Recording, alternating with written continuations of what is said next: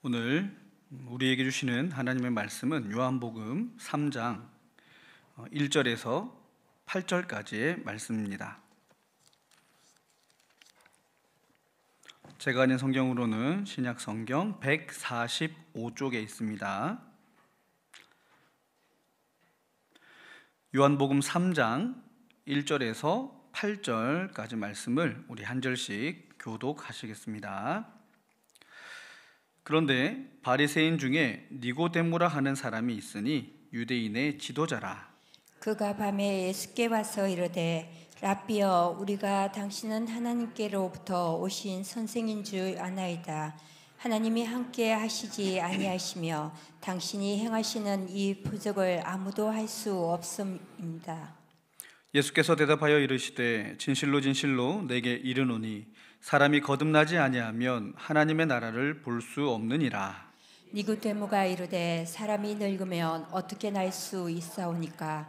두 번째 모태에 들어갔다가 날 수 있사오니까? 예수께서 대답하시되 진실로 진실로 내게 이르노니 사람이 물과 성령으로 나지 아니하면 하나님의 나라에 들어갈 수 없느니라.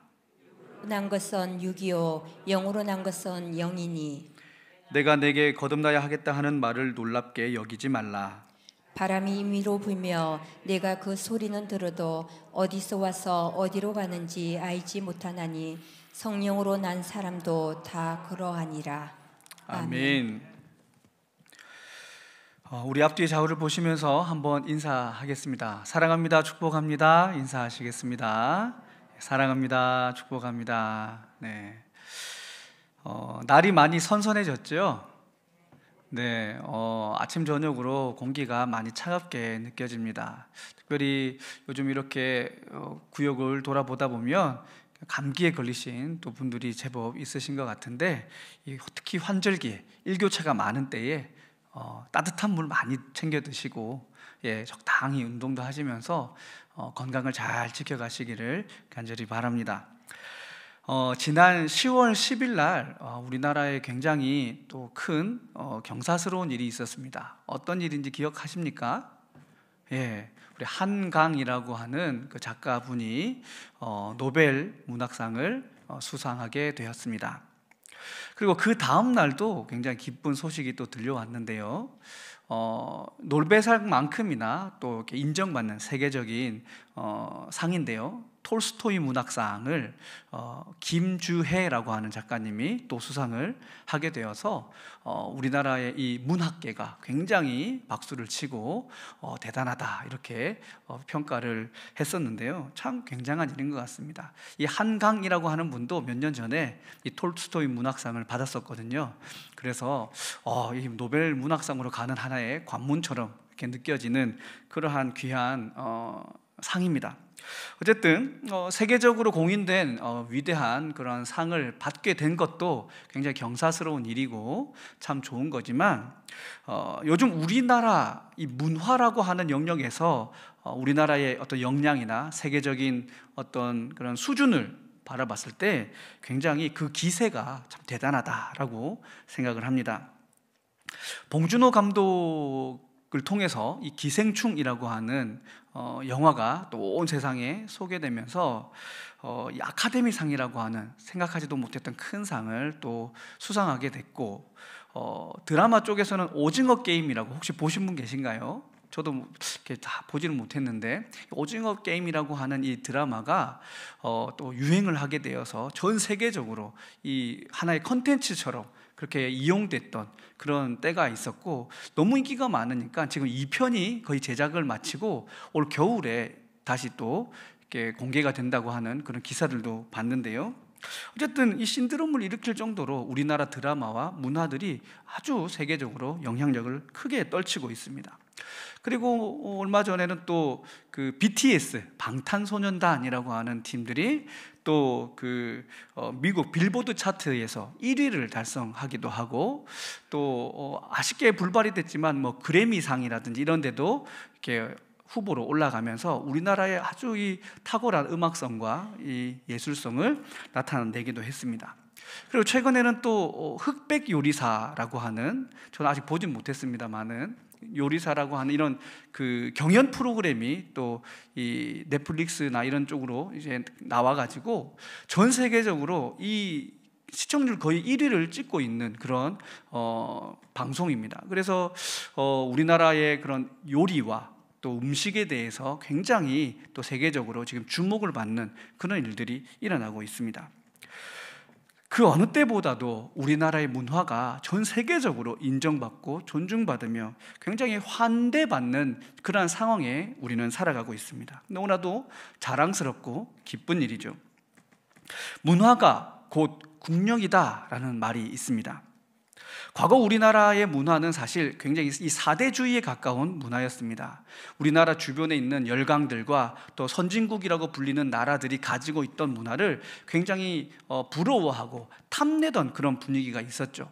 조선시대 같은 경우는 명나라라든지 또 이후에 청나라라든지 이런 이 중화권에 있는 나라들의 문화를 어떻게든 받아들이고 수용하기 위해서 좋은 관계를 맺기 위해 노력을 해왔고, 또 근대화가 시작된 이후에는 미국이나 일본과 같은 그러한 선진국들의 문화를 우리가 또 수용하고 받아들이면서 우리 문화를 키워왔었는데, 그런데 요즘에는 세계의 많은 나라들이 우리 대한민국의 문화를 배우고자 많이 찾아오고 또 많은 노력들을 기울여가고 있음을 보게 될 때 국제적 위상이 많이 좋아졌구나, 굉장히 뿌듯하고 또 저도 모르게 좀 더 어깨가 펴지고 당당해지는 그런 기분을 갖게 됩니다. 한 나라의 문화가 그 나라의 국력을 의미한다라고 얘기하는 이유는 그만큼 문화의 영향력이 크기 때문입니다. 한 사람의 인생을 좌지우지할 수 있는, 어떻게 보면 한 국가의 운명도 결정할 수 있는 것이 바로 이 문화이기 때문입니다. 문화라고 하는 것은 한 인간의 삶 속에 자연스럽게 녹아져 있는 모든 재반 요소들을 의미하는 그런 단어입니다. 먹고, 자고, 또 쓰고, 입고, 말하고, 행동하고, 생각하는 모든 것이 문화라고 하는 이 바운더리 안에서 생각해 볼 수 있는 것인데, 사람들은 이 문화적인 기틀 속에서 자신에게 일어나는 사건과 또 나에게 들려오는 여러 가지 언어들을 해석하고 판단하고 평가하며 그렇게 살아갑니다. 그래서 이 문화라고 하는 것을 다른 표현으로 말하면 세계관, 이런 표현으로 바꾸어서 얘기를 하기도 하는데, 사실 이 무력이라는 것, 힘이라는 것으로 다른 나라를 정복한다라고 생각해 보면 굉장히 이 전쟁으로 인한 어떤 죽음과 또 상처와 아픔들이 생겨날 수밖에 없기 때문에 굉장히 두렵고 또 고통스러운 그런 폭력적인 그런 이미지가 있지만, 문화로 세상을 정복하고 문화로 다른 나라를 정복한다는 것은 서로를 존중하고 귀하게 여기면서 서로 같은 생각, 같은 마음을 품고 좋은 관계성을 맺을 수 있도록 돕는 아주 중요한 요소가 또 되는 것이기 때문에 굉장히 긍정적으로 이 나라의 국력을 활용할 수 있게 되는 것이죠. 그래서 문화가 국력이다라고 말하는 겁니다. 새로운 영토의 확장이 문화로서 일어나게 되는 것이죠. 그래서 우리 역사에 보면 백범 김구 선생님이 본인이 쓰신 그 백범일지 가운데서 나의 소원이라고 하는 짧은 글을 마지막 부분에 이렇게 남겨놓으셨는데, 거기에 보면 이런 내용을 써놨습니다. 나는 우리나라가 세계에서 가장 아름다운 나라가 되기를 원한다. 가장 부강한 나라가 되기를 원하는 것이 아니다. 오직 한없이 가지고 싶은 것은 높은 문화의 힘이다. 이렇게 기록하고 있습니다. 그만큼 우리나라의 독립을 꾀하는 이 김구 선생님의 마음속에도 힘과 무력보다 더 강한 것이 이 문화의 힘이다라고 하는 것을 너무나도 잘 알았기에 이러한 글귀를 백범일지에 남겨둔 것이죠. 오늘 우리가 읽은 본문 말씀은 이 문화의 충돌을 볼 수 있는 그러한 본문의 말씀입니다. 니고데모라고 하는 인물과 예수님이 늦은 밤 서로 만남을 갖는데 이 니고데모라고 하는 인물은 사실 이 요한복음에만 등장합니다. 다른 공간복음서에서는 나타나지 않고 요한복음에서만 한 3번 정도 이렇게 등장을 하는데, 그만큼 이 인물이 가져다 주는 메시지가 사도 요한이 요한복음 쓰면서 본인이 전하고자 하는 메시지와 굉장히 맞닿아 있기 때문에 그를 이렇게 활용하여서 메시지를 전달하고 있는 것인데요. 니고데모는 예수님과 아주 깊은 대화를 나누지만 예수님이 하시는 말씀을 바르게 깨닫지 못하는 모습을 보여주고 있습니다. 이 니고데모는 결코 어리석거나 그리고 예수님의 말귀를 알아듣지 못할 정도의 그렇게 어리석은 그런 사람이 아닙니다. 그럼에도 불구하고 왜 예수님의 말씀을 바르게 받아들이고 이해하지 못했을까? 그것은 바로 문화적 차이 때문입니다. 사고방식의 차이에서 오는 그런 문제였던 것이죠.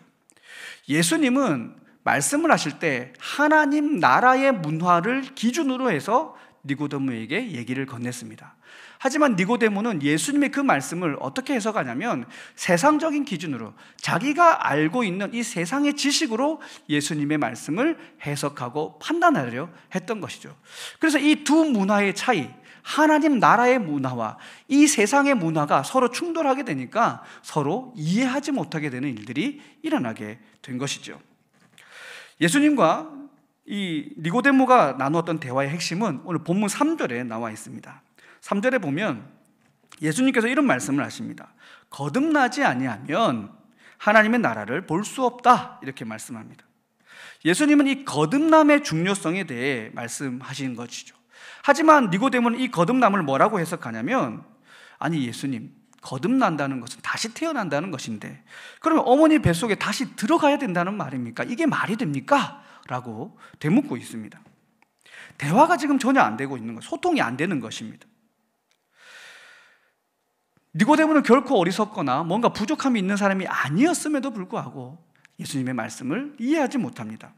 자, 니고데모가 어떤 사람인지 오늘 사도 요한은 뭐라고 소개하냐면 본문 1절에 보시면 그가 바리새인 중에 니고데모라 하는 사람이 있었다, 이렇게 1절에서 소개합니다. 자, 여기서 이 바리새인이라고 하는 표현은 당시 문화 속에서 봤을 때 어떤 굉장히 큰 권력을 가진 바리새인이 아니고서라도 일반적인 바리새인이 되기 위해서는 굉장히 많은 시간과 정성을 기울여야 했습니다.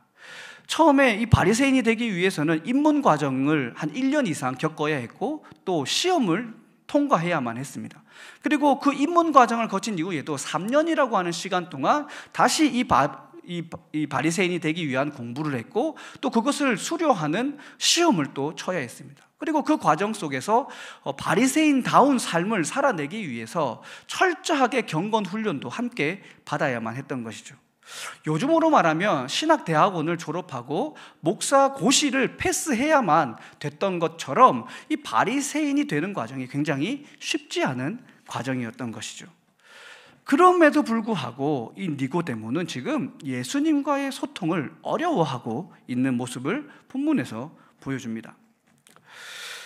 그리고 이 니고데모라고 하는 사람의 이름을 한번 들여다보면 또 이 사람이 범상치 않은 사람임을 알 수 있습니다. 니고데모라고 하는 말은 사실 우리나라 말로 이렇게 번역을 해가지고 발음하기 예쁘게 니고데모 이렇게 읽도록 해놓은 거지만 원래 이 헬라어 이름이기 때문에 그 이름을 보면 니코데모스 이렇게 읽어야 되는 단어입니다. 니코데모스. 근데 이 니코데모스라고 하는 이 헬라어는 두 단어가 합쳐져 있는 건데요. 니코라고 하는 것은 승리라고 하는 뜻이 있고요. 이 승리라고 하는 니코라는 단어는 나중에 조금 변형이 돼서 우리가 잘 아는 나이키, 니케, 그리스 신화에 나오는 니케 여신, 승리의 여신을 의미하는 게 이 니코라는 단어입니다. 근데 이 니코에다가 뒤에 데모스라고 하는 말이 붙은데 이것은 민중, 백성이라는 뜻입니다. 그래서 이 니코데모스라는 이름을 합치면 무슨 말이냐면 백성을 지배하는 자, 백성의 승리자, 민중의 승리자 이런 뜻을 가지고 있는 겁니다. 그러니까 지배계층의 이름을 가지고 있는 것이죠. 그래서 이 니고데모는 성경에서 다루어질 때 굉장히 이 부유한 귀족 출신의 엘리트 교육을 받은 그런 인물로 소개되고 있습니다. 뿐만 아니라 1절 말씀에 보면 그렇게 바리새인이라는 표현 다음에 어떤 내용이 또 나오냐면 유대인의 지도자였다, 이렇게 사도 요한은 소개합니다.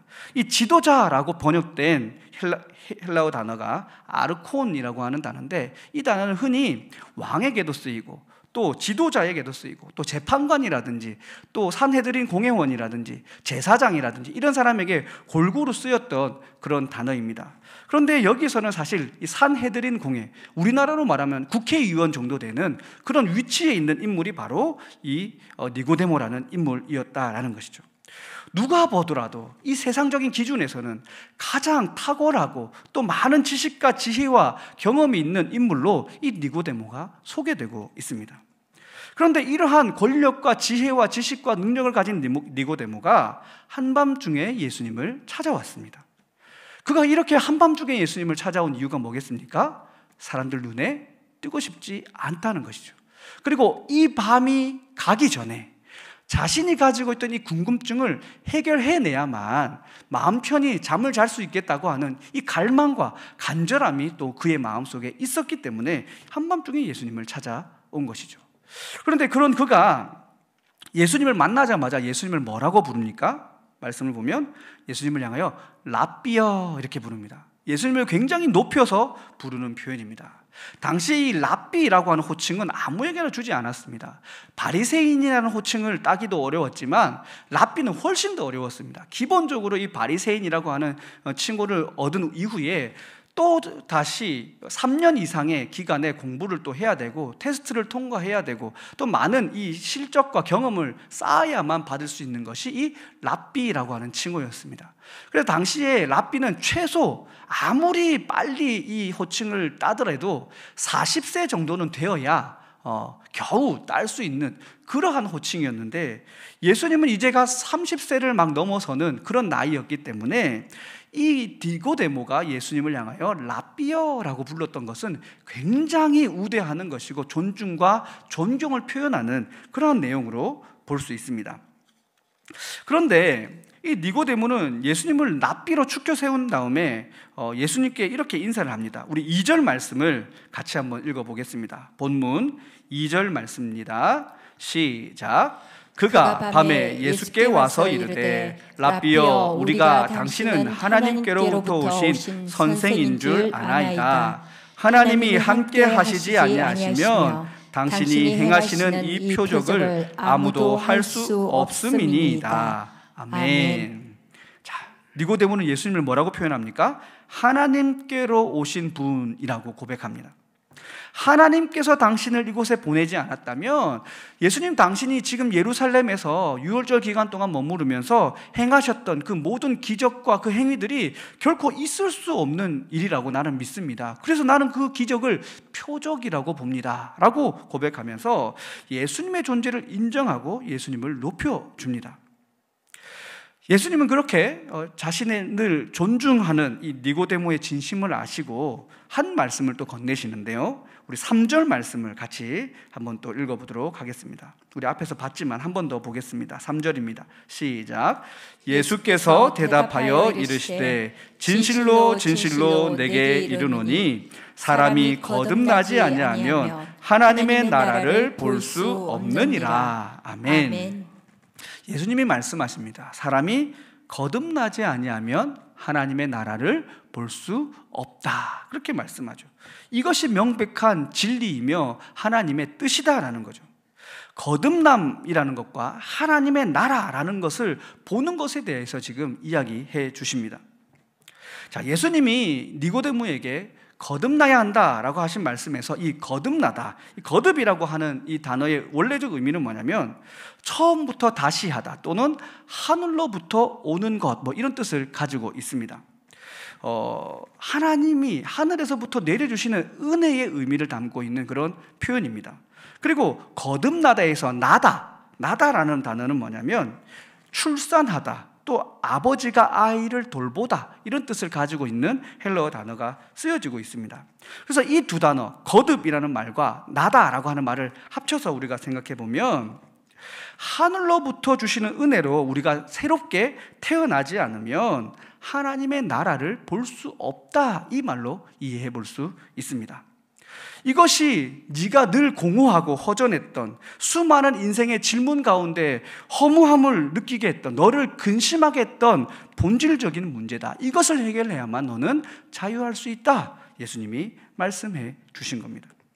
그런데요, 문제는 예수님의 이 뜻을, 이 말씀을 니고데모가 이해하지 못했다는 게 문제입니다. 그렇게 똑똑하고 탁월한 배경을 가지고 많은 경험이 있는 이 니고데모가 전혀 말씀의 감을 잡지 못하고 있는 것이죠. 그러면서 4절 말씀을 보시면 니고데모가 엉뚱한 대답을 했는데 같이 한번 또 읽어보도록 하겠습니다. 4절 말씀 시작. 니고데모가 이르되 사람이 늙으면 어떻게 날 수 있사옵니까? 두 번째 모태에 들어갔다가 날 수 있사옵니까? 아멘. 니고데모가 얘기하는 거죠. 사람이 죽는 것은 당연한 것인데 어떻게 다시 태어난다는 것을 이야기할 수 있습니까? 라고 하면서 다시 태어나는 것은 불가능합니다 라는 것을 이야기하죠. 굉장히 당황스러워하는 대답을 해준 겁니다. 그러자 예수님이 또 그를 설득하시면서 대답을 해주시는데, 우리가 앞서 설명드린 대로 이 거듭남을 바라보는 시각이 예수님의 시각과 니고데모의 시각이 너무나도 다르다는 이 부분을 통해서 우리가 꼭 생각해 보아야 할 것이 있습니다. 그것은 하나님의 나라가, 그리고 이 세상이 문화적으로 철저하게 분리되어 있다는 것을 우리가 생각해 보면서, 우리가 하나님의 나라를 알고 하나님의 마음을 깨닫고 하나님의 뜻을 따라 이 땅에서 살아가기 위해서는 우리의 사고방식, 우리의 문화가 세상의 문화를 떠나서 어디로 가야 됩니까? 하나님의 나라의 문화로 생각하는 방식으로 바뀌어져야 한다는 것을 우리는 깨달아야 할 것입니다. 사랑하는 성도 여러분, 우리는 세상적인 시각을 버리지 않는 한 결코 하나님의 마음을 알 수 없습니다. 우리가 세상적인 판단과 기준을 버리지 않는 한 세상의 눈으로 성경을 바라보고 세상의 눈으로 교회를 바라보고 세상의 눈으로 사람을 바라보는 이상 결코 하나님의 그 마음과 그 뜨거운 사랑과 하나님 나라의 신비를 우리는 체험할 수 없다는 것을 꼭 기억하시기 바랍니다. 그리고 여러분의 시각, 여러분의 판단의 기준, 여러분이 이 땅을 살아가는 모든 생활의 문화들을 하나님 나라의 문화로 바꾸어가는 믿음이 있기를 주님의 이름으로 축복합니다. 성도 여러분, 우리의 사고방식과 우리 가치관을 철저하게 재점검해 볼 수 있기를 간절히 바랍니다. 여러분은 지금 하나님의 문화를 따라 살아가고 있습니까? 아니면 세상의 문화를 따라 살아가고 계십니까? 우리가 날마다 나도 모르게 습관적으로 행하는 행동들, 또 습관적으로 생각하는 여러 가지 사고방식들이 니고데모의 경우처럼 하나님 나라의 인식과 또 하나님 나라에 대한 확신과 또 바른 이 믿음의 삶을 가로막는 장애물로서 우리에게 사용되고 있을 수 있다는 것을 생각해 보시기 바랍니다. 그리고 이제 결단하십시오. 저와 여러분의 사고방식이 세상적인 기준이 아닌 하나님 나라의 기준으로 믿음의 눈으로 바라보고 해석하는 방식으로 바뀌어져가는 은혜가 있기를 주님의 이름으로 축복합니다. 우리는 믿음의 눈으로 이 세상을 바라봐야 합니다. 이 나라와 이 교회, 내 삶과 내 가정과 내 자녀들을 믿음의 눈으로, 하나님 나라의 눈으로 바라볼 수 있어야 합니다. 그래야 우리는 우리의 삶의 자리에서, 내가 속한 공동체 안에서 하나님의 은혜와 사랑을 발견할 수 있고 하나님의 그 은혜의 감격한 믿음을 가지고 이 땅을 믿음으로 승리하며 살아갈 수 있게 되는 것입니다. 참 그리스도인의 삶이란 바로 이런 삶입니다. 나의 이기적인 감정으로 인한 시각이 아니라, 이 세상이 옳다고 하는 세상적인 관점의 시각이 아니라 믿음의 눈으로 바라보고 하나님 나라의 문화를 따라 생각하고 행동하고 믿음의 삶을 살아가는 것, 이것이 참 그리스도인의 삶입니다. 뿐만 아니라 우리 인생에서 찾아오는 여러 가지 인생의 걱정과 문제들도 하나님 나라의 문화로 우리는 바라볼 수 있어야 합니다. 그래야 오늘 나의 고민이 더 이상 나의 고민이 되지 않을 수 있는 것이죠. 나의 걱정과 근심이 찬양과 감사로 바뀌어서 하나님을 영화롭게 하는 믿음의 길을 우리가 살아낼 수 있게 되는 것입니다. 바라건대 저와 여러분의 생각과 사고방식이 하나님 나라의 문화를 따르는 믿음의 모습으로 변화되기를 주님의 이름으로 축복합니다. 예수님은 예수님의 말씀을 온전히 깨닫지 못하는 니고데모에게 긍휼히 여기는 마음을 품으시고 그에게 다시 한번 친절하게 설명을 해주십니다. 우리 본문 5절부터 7절까지의 말씀을 함께 읽어보도록 하겠습니다. 5절에서 7절입니다. 시작. 예수께서 대답하시되 진실로 진실로 내게 이르노니 사람이 물과 성령으로 나지 아니하면 하나님의 나라에 들어갈 수 없느니라. 육으로 난 것은 육이요 영으로 난 것은 영이니 내가 내게 거듭나야 하겠다 하는 말을 놀랍게 여기지 말라. 아멘. 아멘. 자, 예수님이 말씀하십니다. 니고데모야, 거듭난다라고 하는 것은 물과 성령으로 새롭게 되는 것이다. 이 물이라고 하는 것은 정결함을 의미하고 또 세례를 의미하는 것인데, 이 정결함은 성령 하나님을 통해서만 이루어낼 수 있는 은혜의 역사이다 라고 지금 설명하고 계시는 겁니다. 다시 말하면 이 거듭남이라고 하는 것은 인간의 어떤 노력이나 인간의 지식이나 어떤 인간의 수고를 통하여 어떤 조건을 만족시킬 때 우리가 얻을 수 있는 은혜가 아니라 전적인 하나님의 선택과 은혜로 성령 하나님의 그 정결하게 하심과 성령 세례를 주시는 그 은혜를 통해서 우리에게 주어지는 특별한 하나님의 선물이다라는 것을 예수님은 가르쳐주고 계신 겁니다. 그러면서 예수님은 이 육체로 된 것은 육체 이상의 것으로 나아갈 수 없고 영적인 것은 영적인 것으로만 남는다라는 메시지를 아울러 이어서 설명해 주십니다.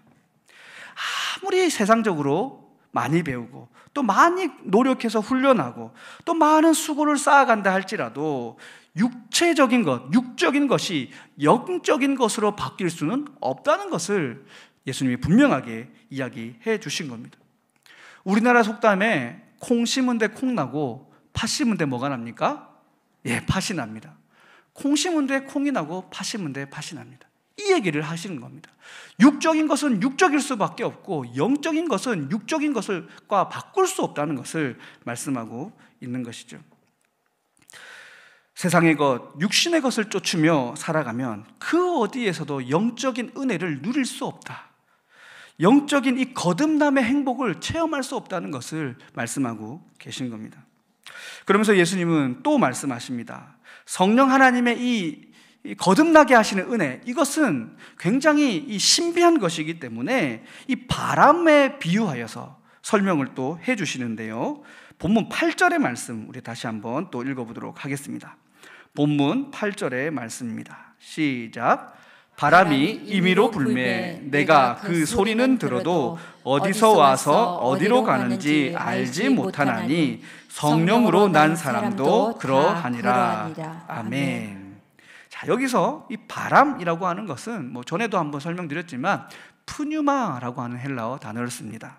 성경에서 이 성령 하나님을 표현할 때 이 푸뉴마라고 하는 단어를 많이 쓰는데 대부분 이 바람이라는 표현으로 해석이 되는 부분이 있습니다. 우리가 사도행전 2장의 말씀에 보면 성령 강림 사건이 소개됩니다.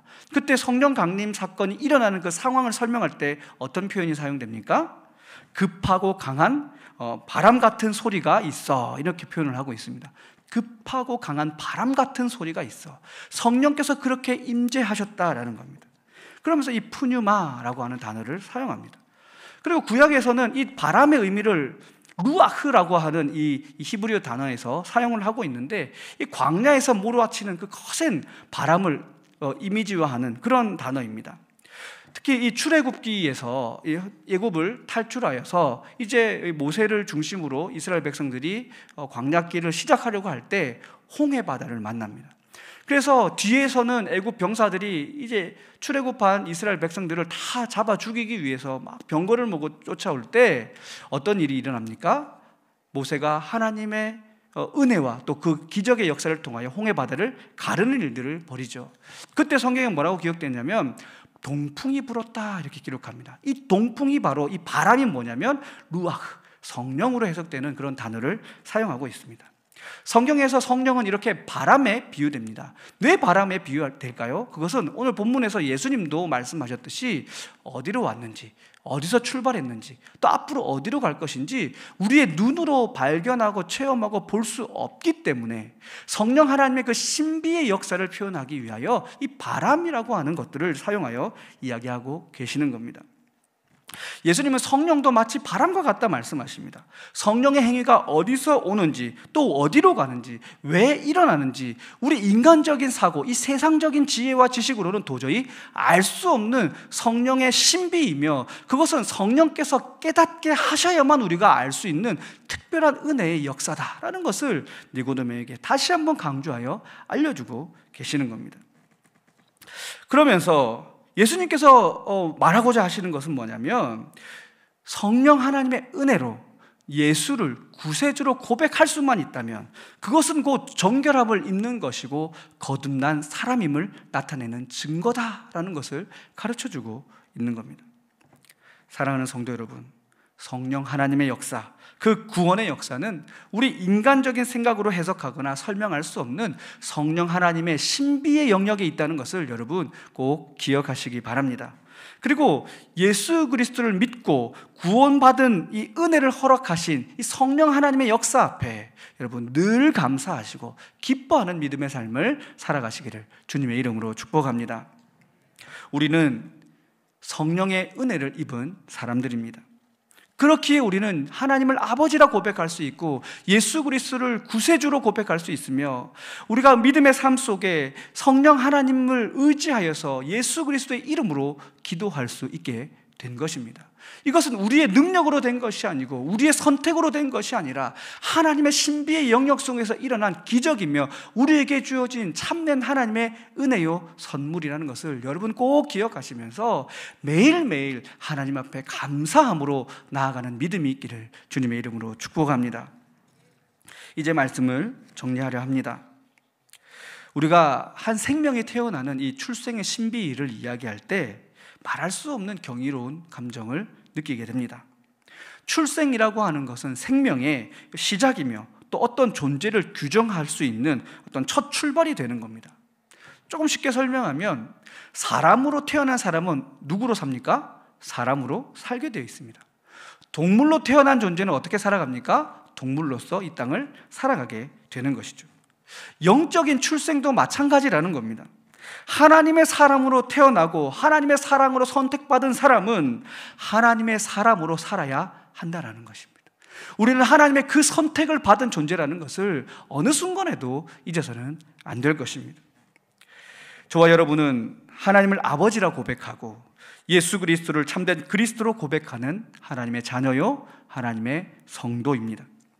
그래서 우리 육신은 사람의 모습으로 이 땅을 출생한 것 같지만 우리의 영은 하나님의 사람으로 태어난 존재이기에 우리는 하나님 나라의 문화를 따라 살아가야 하는 존재라는 것을 꼭 기억하시기 바랍니다. 뿐만 아니라 우리에게 중요한 것은 우리가 이 육신의 사람에서 하나님의 사람으로 새롭게 태어날 수 있었던 이 거듭난 존재로 이 땅을 살아갈 수 있게 된 것은 우리의 힘으로 된 것이 아니라 절대적인 하나님의 은혜의 역사임을 우리가 기억하며 항상 하나님의 그 은혜, 나를 선택해 주신, 아무 공로 없는 나를 선택해 주신 주님의 그 은혜 앞에 늘 먼저 감사하시고 먼저 찬양하시고 하나님의 그 역사 앞에 무릎 꿇고 우리가 온전한 순종을 결단하는 믿음이 저와 여러분에게 있기를 간절히 바랍니다. 여러분 하나님을 믿으십니까? 예수님을 구세주로 고백하십니까? 성령 하나님의 신비의 역사를 믿으십니까? 이것을 믿는 신앙 고백이 있다면 여러분은 거듭난 사람입니다. 그리고 이 거듭난 사람에게만 주어진 하나님의 명령이 있습니다. 그것은 거듭난 자다운 삶을 살아가는 것입니다. 내 힘으로 사는 것이 아니라 하나님의 은혜로 살아가는 것입니다. 세상의 기준으로 사는 것이 아니라 하나님의 나라의 문화를 따라 하나님의 생각을 따라 이 세상을 바라보고 살아가는 것입니다. 하나님의 나라의 문화를 따라 생각하고 판단하며 살아갈 때 우리의 시각이 열리고 우리의 이 느껴지는 감정이 달라지고 이 세상을 해석하는 우리의 삶의 방식이 달라지게 될 것입니다. 거듭난 존재라는 것을 깨닫고 살아가는 것과 그것을 모른 채 살아가는 것은 너무나도 큰 차이가 있다는 것을 여러분 꼭 기억하면서 항상 하나님께 감사하는 마음을 가지고 그 구원의 은혜, 천국 백성이 된 그 은혜를 풍성히 누리면서 하나님 나라의 백성다운 삶을 이 땅에 살아서 하나님이 약속하신 그 상급을 풍성히 누릴 뿐 아니라 이 땅 가운데 형통케 하시는 하나님의 은혜를 풍성히 누리며 살아가시기를 주님의 이름으로 축복합니다. 기도하시겠습니다. 사랑과 은혜가 충만하신 아버지 하나님, 감사합니다. 오늘도 귀한 말씀을 통하여 우리의 삶을 돌아보게 하시고 우리의 믿음의 기준을 새롭게 세워가게 하시니 감사합니다. 하나님, 우리를 자녀로 삼아주시고 하나님을 아버지라 부를 수 있도록 인도하신 은혜에 참으로 감사합니다. 이 세상에 내가 갖지 못한 것들 때문에 불평하고 불만하기보다 하나님이 베풀어 주신 은혜에 먼저 감사하며 기뻐하고 주님을 찬양하는 믿음의 삶을 선택하여 나아가는 저희들이 되게 하여 주옵소서. 거듭난 자답게 우리의 생각과 우리의 사고방식이 세상적인 사고방식을 벗어버리고 하나님 나라의 문화를 따라 살아가는 저희들 되게 하여 주옵소서. 사랑하게 하시고 헌신하게 하시고 용서하고 용납하게 하시고 긍휼히 여기게 하시며 늘 언제나 이 세상 속에 예수 그리스도 그 복음의 은혜를 전파하며 살아가는 우리 모두가 되게 하여 주시옵소서. 모든 것 감사드리며 우리 주 예수 그리스도의 이름으로 기도드리옵나이다. 아멘. 이제는 우리 주 예수 그리스도의 은혜와 아버지 하나님의 지극하신 사랑과 성령 하나님의 교통하심의 역사가 우리를 거듭나게 하신 하나님의 그 은혜에 감사하며 하나님 나라의 문화를 이 땅에 보여주고 하나님 나라의 문화로 이 세상을 해석하며 살아갈 것을 믿음으로 다짐하는 서대전 중앙교회 모든 성도들 머리 위에와 이들의 가정과 직장과 삶의 터전 위에 이제로부터 영원토록 함께 하옵시기를 간절히 축원하옵나이다. 아멘.